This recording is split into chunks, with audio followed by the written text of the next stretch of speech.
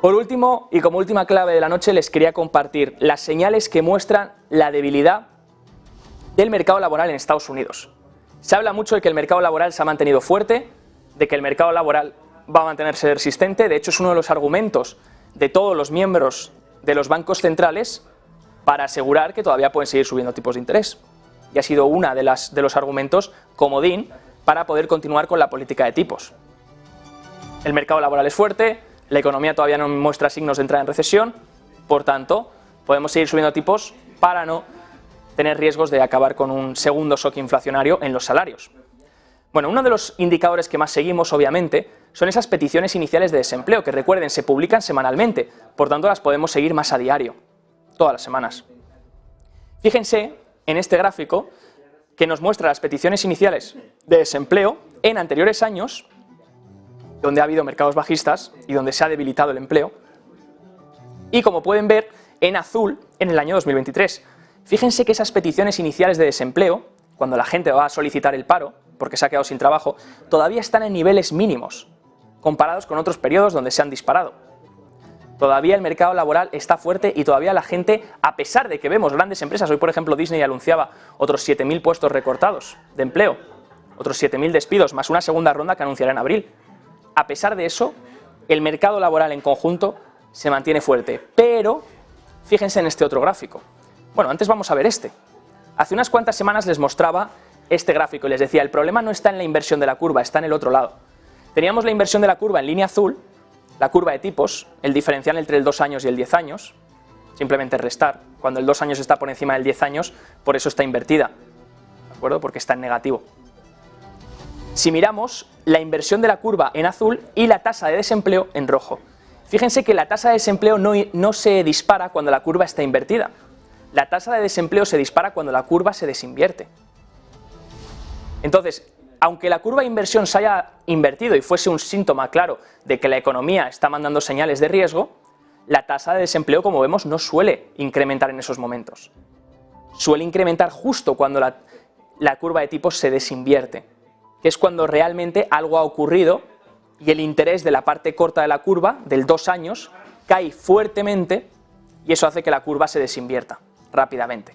Y eso es porque ha pasado algo en el corto plazo y hay tensiones en el mercado crediticio a corto plazo.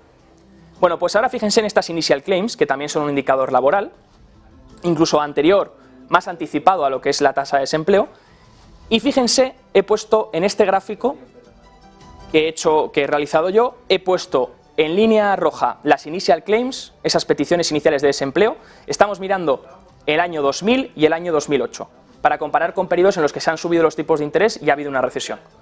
Bueno, pues estamos viendo cómo el interés, las peticiones iniciales de desempleo en rojo, la tienen aquí en rojo, vamos a poner esto para que se vea, y en verde estamos viendo el interés del 2 años, y en azul, en la línea de azul sólida, estamos viendo el interés de la Reserva Federal, los tipos de interés que marca la Reserva Federal.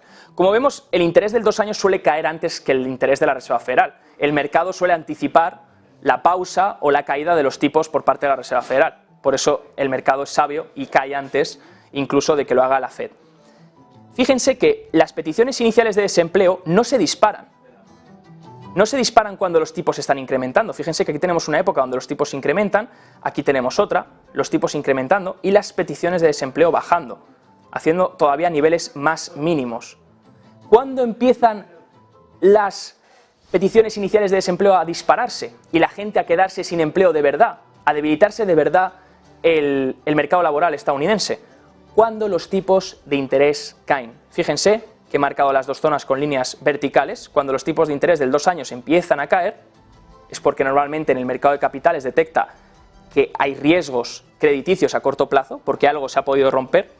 La Fed suele ser cuando pausa y luego incluso empieza la bajada de tipos de interés, porque nota que tiene que salvar a los mercados. Pues fíjense que en ese momento en el que los intereses del 2 años empiezan a caer fuertemente, ahí es cuando las peticiones iniciales empiezan a disparar. Y la tasa de desempleo también empieza a disparar. Y ahí es cuando el mercado laboral empieza a debilitarse.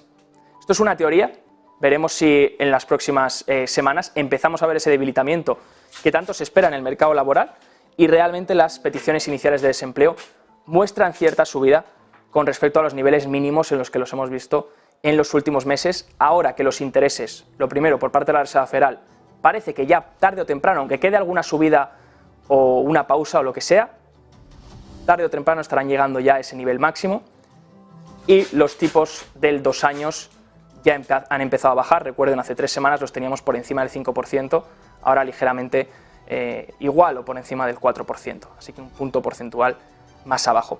Veremos entonces si empieza a hacer efecto en el mercado laboral, ahora que la curva se ha desinvertido y los tipos a corto plazo están bajando. Por último, yo les voy a dejar ahora con mi compañero Gabriel Montalto. Hoy una sesión mixta, Nasdaq Composite cayendo, aunque cerca del 0%, en el menos 0,07%.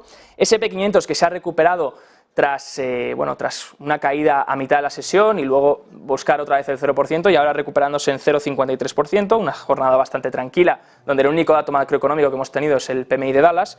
Y por último el Dow Jones cerrando casi con un 1% arriba, a medida que recuperan también los grandes bancos, 0,92% de subida. Nosotros nos vamos a publicidad y ahora, enseguida, en breve, estarán con mi compañero Gabriel Montalto para poder analizar de forma técnica todos los índices y también todas las empresas que, por supuesto,